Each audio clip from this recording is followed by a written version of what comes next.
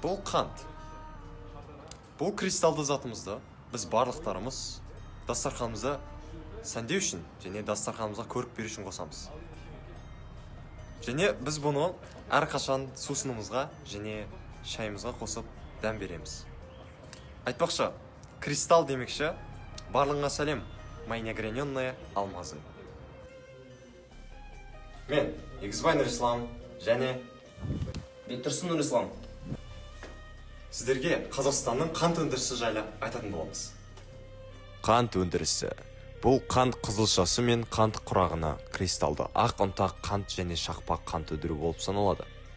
Біздің елімізде қант құрамында 17,5 қант болатын қант қызылшасынан өндіріледі. Қант өндірісінің негізгі процестері: қызылшаны жуу, жапыр ақшалап турау, диффузиялық аппараттарда өңдеу, диффузиялық шырынды тазарту, яғни дефекация, сатурация, сульфитация. Тазартылған шырынды булау, қою шырында құрғақ заттарды 92,5% болғанша қайнату. Центрифугалау, ұнтақ кептіру, салқындату. Мұның нәтижесінде ұнтақ қант алынады. Кесек қант құмшекер қанттан жасалады. Әлемдегі қант нарығына үңілер болса, қант негізінен қант құрағынан және қант қызылшасынан алынады. Қант құрағының өндірісі жылына 1,4 миллиард тоннаны құрайды, ал қант қызылшасының үлесі 270 миллион тонна.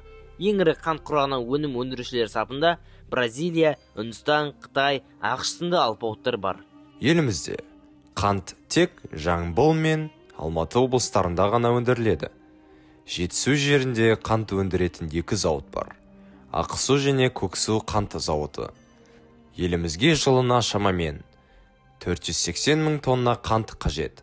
Қазақстан жылына 65 мың тонна қант өндіріледі. Алматы облысында Қазақстандағы 65 мың тонна қанттың 55 мың тоннасы өндіріледі. Қазақстанға қанттың көп бөлігі Қырғызстан, Украина, Беларусь, Ресейден импортталады. Қант өндірісіне суармалы жерлер қажет.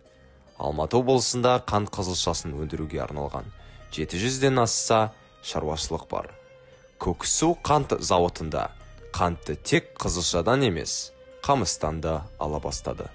Республикада қант қызылшасын өсірген жылдардағы егістік алқабының ең жоғарғы көлемі 80,8 мың гектарға жетіп, орташа өнімділік әр гектарына 270 центнерде құраған еді.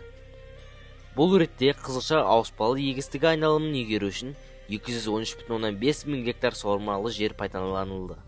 Осының арқасында өнімділік жөнінен ең жоғарғы нәтижеге 1978 жылы қол жеткізді. Сол жылы 73,1 мың гектардың әр гектарынан 338 центнерден тәтті түбір жиналып, мемлекетке 2349,5 мың тонна қант қызылшасы өткізілді. 1976 жылы Талдықорған облысының Киров және Талдықорған аудандарынан тиісінше 366 және 375 центнерден өнім алынды. 2004 және 2014 жылдары елдегі қант қызылшасы алқабы 22,3 мыңнан 1,2 мың гектарға қысқарды. Ал қант қызылшасы елімізде қант алуға арналған негізгі шикізат, оның өндірілу деңгейі елдің азық-түлік қауіпсіздігіне тікелей әсер етеді. Қазіргі таңда Қазақстанда қант қызылшасының 30 буданы өндіріске пайдалануға жіберілген, оның 23-і шетелдік өнім. Негізінен Ардан Авантаж, Роксан, Дануб, Венера, Грим, Крокодил және басқалары шетелден әкелінген тұқымдар арнайы зауыттарда өңделген сапалы өсімтал. Олар тамыр шірігіне де төзімді келеді. Алайда олар Қазақстанда тамыртегі фузариозбен және кагат ауруымен жиі ауыруда. Ақсу, Айшолпан, Тарас, Шекер атты қазақстандық қант қызылшасы буданның, сондай-ақ қант қызылшасының жаңа бәсекеге қабілетті түрлері өсіру жөніндегі ұсыныстарды республикаға да емес, осындай табиғи климаттық жағдайлармен бұл бағалы дақылдары сұранысы бар Қырғызстан мен Өзбекстанда пайдалануға болады. Қазақ егіншілік және өсімдік шаруашылығы ғылыми зерттеу институты Қазақстандағы қант қызылшасы өндірісін ғылыми жағынан қамтамасыз ететін бірден-бір мекеме. Бұл ретте өнім сапалы, өнімділігі жоғары, әрі ауруға төзімді жаңа сорттар мен будандарды шығаруға, бастапқы және элиталық тұқым әзірлеуді өз деңгейінде жүргізуге, сондай-ақ оны өндірудің технологиясын жетілдіруге ерекше назар аударылады.